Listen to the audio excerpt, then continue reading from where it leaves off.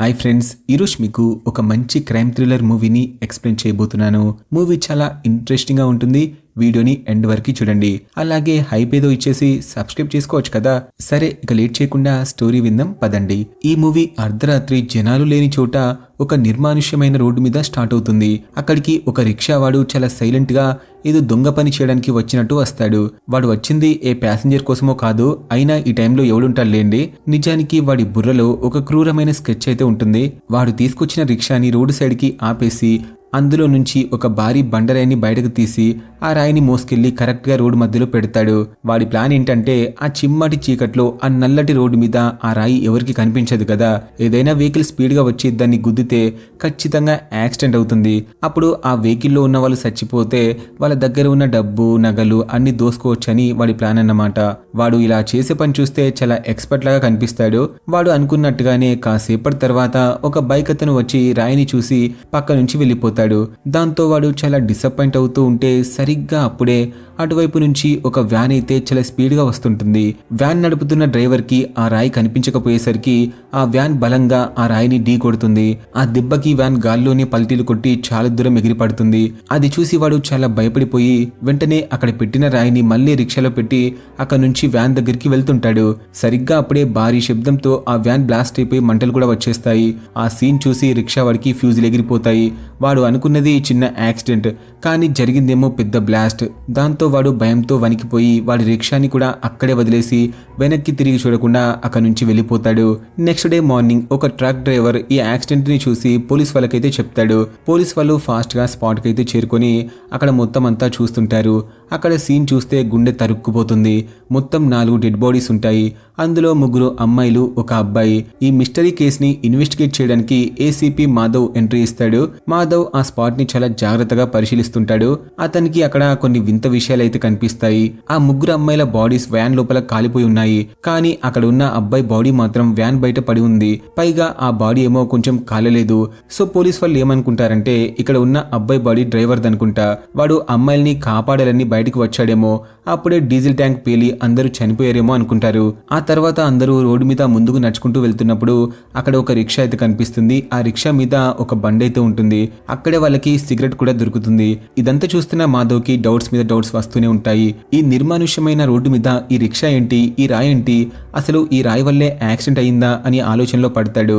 ఇక మాధవ్ టీంలో ఉన్న ఒక లేడీ పోలీస్ ఆఫీసర్ ఆ వ్యాన్ నెంబర్ ప్లేట్ డీటెయిల్స్ కనుక్కోవడానికి చాలా ట్రై చేస్తుంటది. మాధవ్ ఏమో టైం వేస్ట్ చేయకుండా ఆ ఏరియాలోని సీసీటీవీ ఫుటేజ్ చెక్ చేస్తుంటాడు. ఫుటేజ్ చూడగానే మాధవ్ కి సగం క్లారిటీ అయితే వచ్చేస్తుంది. ఆ రిక్షావాడు రాయి పెట్టడం, ఆ వ్యాన్ వచ్చి గుద్దడం, వ్యాన్ పక్కకి వెళ్ళిపోవడం క్లియర్ గా రికార్డ్ అవుతుంది. కానీ ఇక్కడే ఒక పెద్ద ట్విస్ట్ అయితే ఉంటుంది.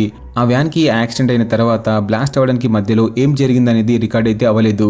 అంటే ఈ చిన్న గ్యాప్ లోనే ఏదో పెద్దగా జరిగిందన్నమాట. మామూలుగా అయితే ఆ 4 వ్యాన్ లోనే చనిపోవాలి, కానీ ఒకడు బయట ఎందుకున్నాడు అనేది పెద్ద మిస్టరీ. ఇంతలో ఆ లేడీ ఆఫీసర్ వచ్చి, సార్ ఆ వ్యాన్ కి ఉన్న number plate fake sir, details కూడా దొరకట్లేదని చెప్తుంది. దాంతో ఆ వ్యాన్ ఎక్కడి నుంచి వచ్చిందో తెలియక పోలీసులు తలలు పట్టుకుంటారు. ఈ సీరియస్ ఇన్వెస్టిగేషన్ నడుస్తూ ఉండగానే మాధవ్ లవర్ మధు నుంచి ఫోన్ అయితే వస్తుంది. మధు ఒక పెద్ద హాస్పిటల్లో ఐవీఎఫ్ స్పెషలిస్ట్, అంటే పిల్లలేని వాళ్ళకి ట్రీట్మెంట్ ఇచ్చే డాక్టర్ అన్నమాట.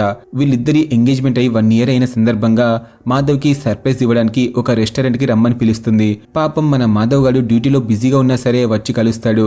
అలా ఇద్దరు మంచిగా ఒక పాట అయితే వేసుకుంటారు. మళ్ళీ సీన్ కట్ చేస్తే మాధవ్ తన టీంతో కలిసి ఆ వ్యాన్ ఫోటో పట్టుకొని సిటీలోని మెకానిక్ షాప్ల చుట్టూ తిరుగుతుంటాడు. ఎక్కడో ఒక చోట క్లూ దొరకపోతుందా అని. అలా అందరినీ అడుగుతూ ఉండగా ఒక మెకానిక్ ఆ ఫోటో చూసి గుర్తుపడతాడు. సార్, ఈ వ్యాన్ మొన్నే నా దగ్గరికి వచ్చింది. ఇది చాలా పాత మోడల్ కదా సార్, స్పేర్ పార్ట్స్ దొరకకపోతే తెప్పించడానికి టైం పట్టిందని చెప్తాడు. ఆ మెకానిక్ షాప్ దగ్గర పోలీస్ వాళ్ళు అలా ఎంక్వైరీ చేస్తుండగానే ఒక చిన్న వ్యాన్ లో ఒక వ్యక్తి అక్కడికి వస్తాడు. కానీ అక్కడ పోలీసులని మాధవ్ని చూడగానే వాడు అక్కడ వ్యాన్ దిక్కుండానే సైలెంట్ గా వెనక్కి వెళ్ళిపోతాడు. అది ఎవరూ సరిగా గమనించరు. ఆ తర్వాత మాధవ్ పోస్ట్ మార్టం రిపోర్ట్స్ తీసుకోవడానికి వెళ్తాడు. ఆ రిపోర్ట్స్ చూసి డాక్టర్ చెప్పిన విషయాలకి మాధవ్ కి మైండ్ బ్లాక్ అవుతుంది. అదేంటంటే స్పాట్ లో బయట దొరికిన అబ్బాయి యాక్సిడెంట్ వల్ల చనిపోలేదు, ఎవరో వాడిని కత్తితో పొడిచి చంపేశారు.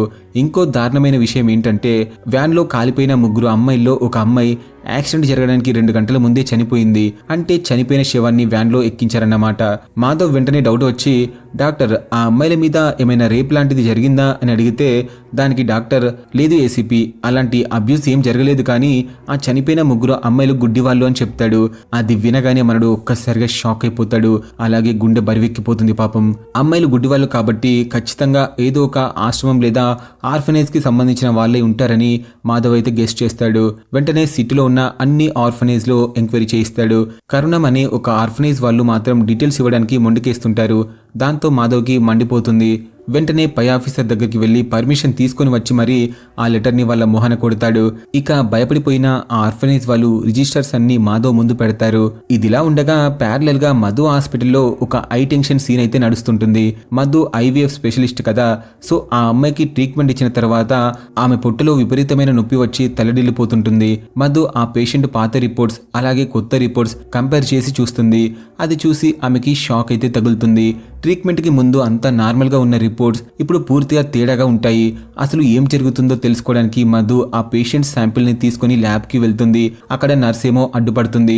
మేడం, ఇక్కడ ల్యాబ్ టెక్నీషియన్స్ ఎవరు లేరు, ఇప్పుడు లోపలికి వెళ్ళడానికి మీకు పర్మిషన్ లేదని చెప్పేసి చెప్తుంది. మధుకి చాలా కోపం వచ్చి, నేను డాక్టర్ని, ఎమర్జెన్సీ కేస్, పక్కకు జరుగు లేకపోతే డీన్ కి కంప్లైంట్ చేస్తా అని వార్నింగ్ ఇచ్చి లోపలికి వెళ్లి టెస్ట్ అయితే చేయిస్తుంది. ఆ తర్వాత వచ్చిన రిపోర్ట్స్ చూశాక మధుకి ఏం చేయాలో అర్థం కాదు. ఇంతకు ముందు నార్మల్ గా ఉంది కదా, ఇప్పుడేంటి ఇలా అయిందని చెప్పి కన్ఫ్యూషన్ లో పడుతుంది. ఇటువైపు మాధవ్ ఆర్ఫనేజ్ రికార్డ్స్ ని జల్లెడ పడుతుంటాడు. అప్పుడైతే ఒకటి గమనిస్తాడు, రిజల్ట్స్ లో ఉన్న నెంబర్స్ కి ఆర్ఫనేజ్ లో ఉన్న పిల్లలకి లెక్క కుదరట్లేదు అని. అంతేకాకుండా ఒక మెయిన్ రిజిస్టర్లో 12వ పేజీ చింపేసి ఉంటుంది. అంటే ఒక పేజీ భలే మిస్ అయిందన్నమాట. ఖచ్చితంగా ఇక్కడేదో పెద్ద స్కామ్ అయితే జరుగుతుందని మాధవ్కి అర్థమవుతుంది. దీని గురించి గట్టిగా అడగడానికి మాధవ్ టీం మళ్ళీ ఆ ఆర్ఫనేజ్ కి వెళ్తారు. వీళ్ళు గేట్ లోపలికి అలా అడుగు పెడతారో లేదో ఆ బిల్డింగ్ పై నుంచి ఆ రికార్డ్స్ మెయింటైన్ చేసే సిస్టర్ కిందికి దూకి సూసైడ్ చేసుకుంటుంది. అంతా వాళ్ళ కళ్ళ ముందే ఉన్న ఒక్క క్లూ కూడా దొరకపోయినందుకు మాధవ్ బాగా డిసప్పాయింట్ అవుతాడు. ఇక లాభం లేదని అక్కడి స్టాఫ్ ని గట్టిగా ఇంటరాగేట్ చేస్తాడు. అప్పుడు ఒక పని మనిషి అసలు విషయం అయితే చెప్తుంది. సార్, ఆ చనిపోయిన సిస్టరే రికార్డ్స్ అన్ని చూసుకునేది, ఇక్కడ ఉన్న అనాథ అమ్మాయిలకి పెళ్లిళ్ళు కూడా చేసేది, రీసెంట్ గానే 3 అమ్మాయిలకి పెళ్లిళ్ళు కూడా చేసేసింది, దానికి ఒక సపరేట్ బుక్ అయితే ఉంది అని చెప్పి అల్మారీలో ఉన్న మరొక రిజిస్టర్ ని చూపిస్తుంది. ఆ రిజిస్టర్ లో కూడా 3 పేజీలు చింపేసి ఉంటాయి. అక్కడ చిరిగిపోయిన ముక్కల్ని బట్టి ఆ 3 అమ్మాయిల డీటెయిల్స్ అయితే బయటపడతాయి. అక్కడి వాచ్మెన్ ని అడిగితే, అవును సార్, కొద్ది రోజుల క్రితం ఒక వ్యాన్ అయితే వచ్చింది, అందులో వాళ్ళైతే ఎక్కేశారని చెప్తాడు. ఇక ఆ సిస్టర్ ఏమో కంప్యూటర్లో డేటా మొత్తం డిలీట్ చేసి ఉంటుంది. మాధవ్ వెంటనే ఒక ఎక్స్పర్ట్ హ్యాకర్ని పిలిపించి ఆ డేటాని రికవరీ అయితే చేయిస్తుంటాడు. ఆ డేటా రికవరీ అయిన తర్వాత ఆ 3 గుడ్డి అమ్మాయిలకి ఎవరితోనో పెళ్ళైంది. వాళ్ళ భర్తల పేర్లు, ఫోన్ నెంబర్స్, అడ్రస్లు అన్ని బయటపడతాయి. మాధవ్ ఆ నెంబర్స్ కి ఫోన్ చేస్తే అన్ని స్విచ్ ఆఫ్ వస్తాయి. అంటే ఆ స్పాట్ లో చనిపోయిన 3 అమ్మాయిలు వీళ్ళే అని చెప్పి కన్ఫర్మ్ అయితే చేసుకుంటారు. ఇక్కడ మనకి హాస్పిటల్లో జరుగుతున్న కుట్ర మెల్లమెల్లగా అర్థమవుతుంది. వాళ్ళ పేషెంట్స్ శాంపిల్స్ ని పూణే ల్యాబ్ కి పంపిస్తే అక్కడ వచ్చిన రిపోర్ట్స్ లో వాళ్ళ బ్లడ్ లో స్టెరాయిడ్స్ ఉన్నాయని తేలుతుంది. అంటే ప్రెగ్నెంట్ లేడీస్ ని టార్గెట్ చేసి హాస్పిటల్లో డేటాని హ్యాక్ చేసి ఎవరో ఈ డ్రగ్ వాళ్ళకి ఎక్కిస్తున్నారని మధుకి అయితే క్లారిటీ వచ్చేస్తుంది. వెంటనే ఈ విషయం హాస్పిటల్లో డీన్ కి చెప్పడానికి మధు అయితే బయలుదేరుతుంది. కానీ అక్కడ సీన్ రివర్స్ లో ఉంటుంది. ల్యాబ్ టెక్నీషియన్ ముఖేష్ మధు తన పర్మిషన్ లేకుండా ల్యాబ్లోకి వచ్చిందని డీన్కి కంప్లైంట్ చేస్తుంటాడు. డీన్ మధుని కూడా కోపంగా అడిగేస్తాడు. అప్పుడు మధు, సార్, ఒక నిమిషం ముఖేష్ని బయటకు వెళ్ళమనండి, మీతో పర్సనల్గా మాట్లాడాలంటుంది. ముఖేష్ బయటికి వెళ్ళాక మధు అసలు బాంబు అయితే పేలుస్తుంది. సార్, మన హాస్పిటల్ డేటా ఉంది కదా, దాన్ని ఎవడో హ్యాక్ చేశాడు, నా పేషెంట్స్ అందరి రిపోర్ట్స్ని ఎవరో మార్చేస్తున్నారు, వాళ్ళ బాడీస్లో కూడా స్టెరాయిడ్స్ ఆనవాళ్ళు ఉన్నాయి, కేవలం ప్రెగ్నెంట్ లేడీస్ని టార్గెట్ చేస్తున్నారు అని చెప్పగానే డీన్ గాడికి చెమటలు పడతాయి. ఇదంతా డోర్ బయట నుంచి ఆ నక్క ముఖేష్ గారు వినేసి మొత్తానికైతే భయం పట్టుకుంటుంది. వాడు వెంటనే పక్కకి వెళ్లి చార్లెస్ అనే వాడికి ఫోన్ చేసి, మన విషయం తెలిసిపోయింది బాసు, ఇక నుంచి మనం జాగ్రత్తగా ఉండాలి రోయ్ అని చెప్పి వార్నింగ్ ఇస్తాడు. తర్వాత మధు ముఖేష్ ని పిలిచి చాలా సీరియస్ గా మాట్లాడుతూ, నాకు డోనర్స్ రిపోర్ట్స్ అన్ని కావాలబ్బాయి, ఇప్పుడే తీసుకురా అని చెప్పేసి ఆర్డర్ చేస్తుంది. ముఖేష్ సరే అని చెప్పేసి బయటకు వచ్చి టెన్షన్ లో దమ్ము కొడుతూ ఉండగా ఒక వ్యాన్ వచ్చి వాడి ముందైతే ఆగుతుంది. అందులో నుంచి మారి అనే ఒక రౌడీగాడు దిగుతాడు. నువ్వేనా ముఖేష్ అంటే అని అడిగితే అవును నేనే అనగానే వాడిని వ్యాన్ లోకి లాక్కెళ్లి అక్కడ నుంచి ఎత్తుకెళ్లిపోతారు. ఆ తర్వాత మాధవ్ తన టీంతో కలిసి ఆ చనిపోయిన ముగ్గురు అమ్మాయిలకు పెళ్లిళ్ళు అయితే కదా, సో ఆ అబ్బాయిల గురించి జల్లెడ పట్టడం స్టార్ట్ అయితే చేస్తారు. సిటీ మొత్తం గాలించినా కూడా వాళ్ళ ఆచూకీ అయితే దొరకదు. చివరికి తెలిసిన షాకింగ్ విషయం ఏంటంటే వాళ్ళు అసలు పెళ్లి కొడుకులే కాదు, సిటీలో తిరిగే చిల్లర దొంగలు, రౌడీ షీటర్స్ అన్నమాట. ఆ మారి అనే రౌడీగాడే వాళ్ళని సెట్ చేసి డబ్బులు ఇస్తానని ఆ గుడ్డి అమ్మాయిలతో పెళ్లి నాటకం ఆడించాడు. కానీ పనైపోయాక పేమెంట్ దగ్గర గొడవ వస్తే ఆ మారినే ఆ ముగ్గురిని కిరాతకంగా చంపేశాడని తెలుస్తుంది. అంటే పెళ్లిళ్ళు మొగుళ్ళు అంతా ఒక పెద్ద డ్రామా అన్నమాట. ఇదిలా ఉండగా సూసైడ్ చేసుకున్న సిస్టర్ కాల్ డేట్ అని మాధవ్ అయితే బయటకు తీస్తాడు. అందులో ఆమె చనిపోవడానికి ముందు last call all is well అనే మరో ఆర్ఫనైజ్ కి చేసినట్టు ఉంటుంది. మాధవ్ వెంటనే ఆ ఆర్ఫనైజ్ కి వెళ్లి అక్కడి వార్డెన్ ని గట్టిగా ఆరాధిస్తాడు. ఆ వార్డెన్ భయపడిపోతూ ఒక విషయాన్ని అయితే బయట పెడుతుంది. సార్ 2 వారాల క్రితం చార్లెస్ అనే వ్యక్తి ఇక్కడికి వచ్చాడు, ₹1,00,000 డొనేషన్ ఇచ్చి మా పిల్లలకి ఫుడ్ పెట్టాడు. వెళ్తూ వెళ్తూ మీ ఆశ్రమంలో పెళ్లి కాని అమ్మాయిలు ఎవరైనా ఉంటే చెప్పండి, నేనే దగ్గరుండి పెళ్లి చేస్తా అన్నాడు, అంత నా ఖర్చే అన్నాడు అని చెప్పి ఇదంతా చెప్తూ ఆ చార్లెస్ ఫోటోని చూపిస్తుంది. మాధవ్ ఆ ఫోటోని తన టీమ్ కి పంపించి సిటీ మొత్తం జల్లెడ పట్టమని ఆర్డర్ చేస్తాడు. సీన్ కట్ చేస్తే డాక్టర్ మధు నుంచి మాధవ్ కి ఫోన్ అయితే వస్తుంది. హాస్పిటల్ జరుగుతున్న స్కామ్ గురించి ఏదో ఇంపార్టెంట్ విషయం చెప్పాలని అర్జెంట్ గా ఒక రెస్టారెంట్ కి రమ్మంటుంది. మాధవ్ సరే అని చెప్పేసి బయలుదేరుతూ ఉండగా సైబర్ క్రైమ్ నుంచి ఒక హై టెన్షన్ కాల్ అయితే వస్తుంది. సార్ ఆ యాక్సిడెంట్ స్పాట్ లో దొరికిన ఫేక్ నెంబర్ ప్లేట్ ఉన్న ఆ వ్యాన్ ఉంది కదా, మళ్ళీ సిగ్నల్ దగ్గర కనిపించింది సార్. అది ఇప్పుడు సిటీ సెంటర్ లో ఉన్న ఒక రెస్టారెంట్ బయట పార్క్ చేసి ఉందని చెప్తారు. ఆ లొకేషన్ వినగానే మాధవ్ కి గుండె అయినంత పని అవుతుంది. ఎందుకంటే అదే రెస్టారెంట్ లో తన లవర్ మధు వెయిట్ చేస్తుంది కదా. అదే ఇందాక ఫోన్ చేసి వస్తావా అబ్బాయి రెస్టారెంట్ కి ఒక ముఖ్యమైన విషయం మాట్లాడాలి అని చెప్పింది కదా. సో అదే వ్యాన్ ఇప్పుడు అక్కడ ఉంది కాబట్టి మనడు చాలా టెన్షన్ పడతాడు. నిజానికి ఆ వ్యాన్ లో ఉంది ఎవరో కాదు, ఆ మారిగాడే. వాడు మధుని లేపడానికి స్కెచ్ వేసి వచ్చాడని మాధవ్కి అయితే మెల్లమెల్లగా అర్థమవుతుంది. వెంటనే మాధవ్ మధుకి కాల్ చేస్తాడు. ఏ మధు, ఒక్క సెకండ్ కూడా ఆలోచించకు, నువ్వు అక్కడే ఉంటే లేచిపోతావు. ఇక ఆ వ్యాన్ లో ఉన్నోళ్ళు నేను చంపడానికే వచ్చారు, నేను చెప్పిన రూట్ లో వెనక్కి చూడకుండా బైక్ పోనివ్వు అని అరుస్తాడు.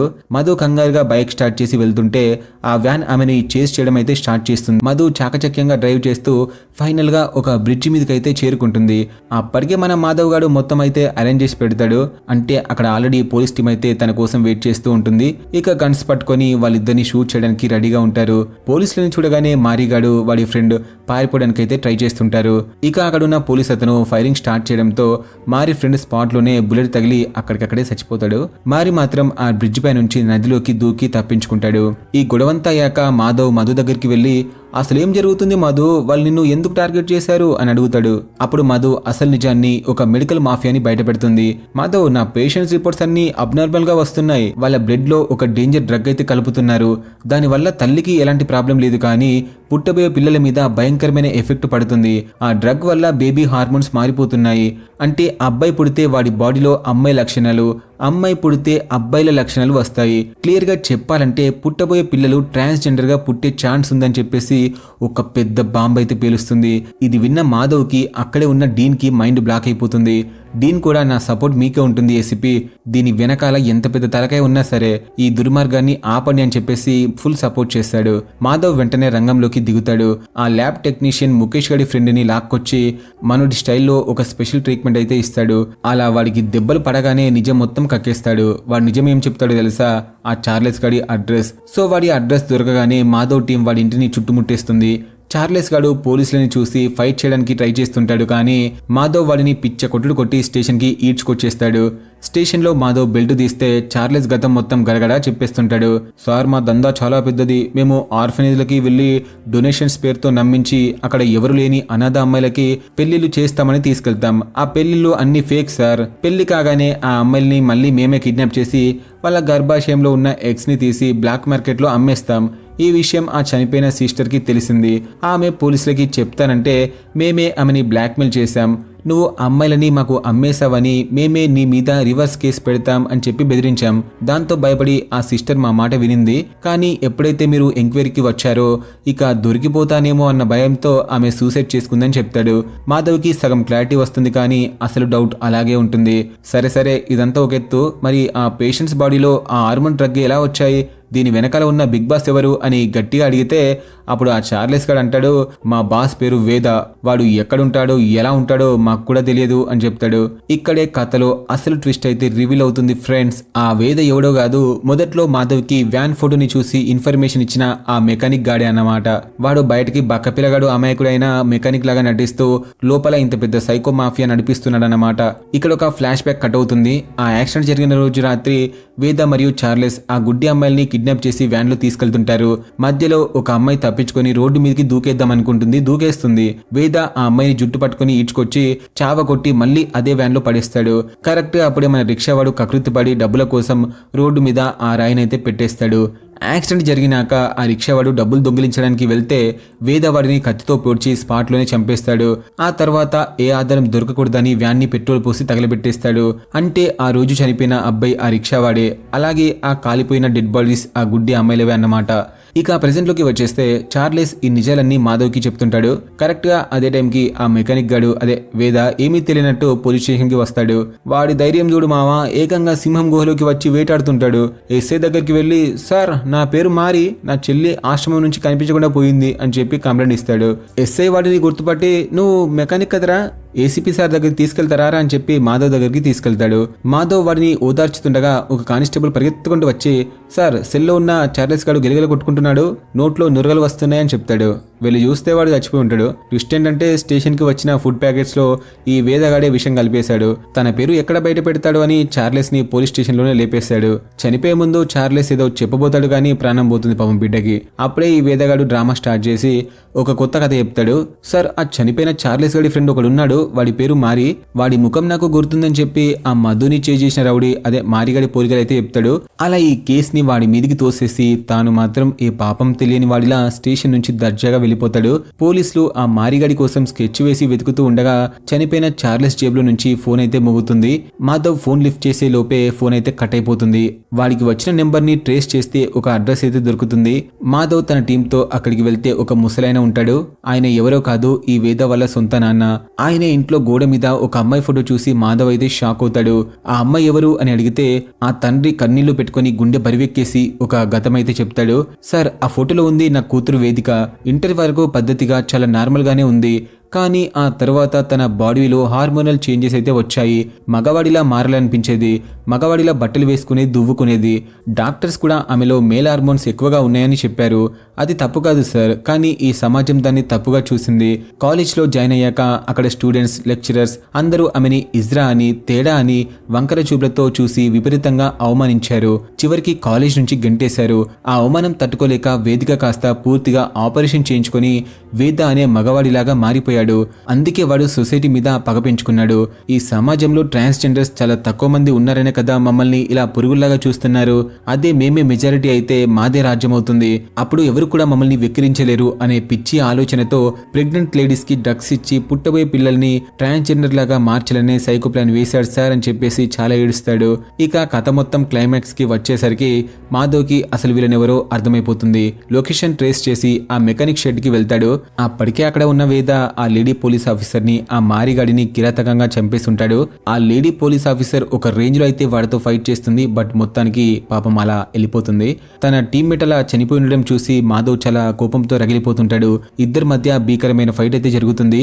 ఇద్దరు చాలా బీభత్సంగా అయితే కొట్టుకుంటారు. ఫైట్ లో వేద షర్ట్ కూడా చినిగిపోతుంది పొట్టు. అప్పుడు అతని బాడీ మీద ఉన్న ఆపరేషన్ మచ్చలు, పాత గుర్తులు అన్ని కనిపిస్తాయి. అది చూసి వేద ఫైట్ ఆపేసి సిగ్గుతో అవమానంతో కుమిలిపోతాడు. పక్కన ఉన్న గుడ్డతో బాడీని కప్పుకోవడానికి ట్రై చేస్తాడు. వాడు ఒక క్రిమినల్ అయినా సరే ఆ నిమిషం వాడిలో ఉన్న పెయిన్ చూసి మాధవ్ కూడా కరిగిపోతాడు. ఫైట్ ఆపేసి తన షర్ట్ తీసేసి వేదకి కప్పుతాడు. నువ్వు చేసేది చాలా తప్పు, కానీ నీకు జరిగిన అన్యాయం కూడా చాలా పెద్దదే. అలాగని చెప్పేసి అమాయకులైన పిల్లల జీవితాలతో ఆడుకోవడం తప్పు కదా, న్యాయం కాదు కదా అన్నట్టుగా చెప్పేసి అతన్ని అరెస్ట్ చేస్తాడు. అలా ఆ ఎమోషనల్ సీన్ తో ఈ సినిమా అయితే ఎండ్ అవుతుంది ఫ్రెండ్స్. మీకు మూవీ ఎలా అనిపించింది ఫ్రెండ్స్? బాగుందా? ఎక్స్ప్లెనేషన్ నచ్చితే లైక్ చేసి హైప్ ఇచ్చేసండి. అలాగే మీకు నచ్చిన మూవీని చెప్పండి, ఎక్స్ప్లెనేషన్ చేయడానికి ట్రై చేస్తాను. Thanks for watching. అలాగే మళ్ళీ కలుద్దాం నెక్స్ట్ వీడియోతో.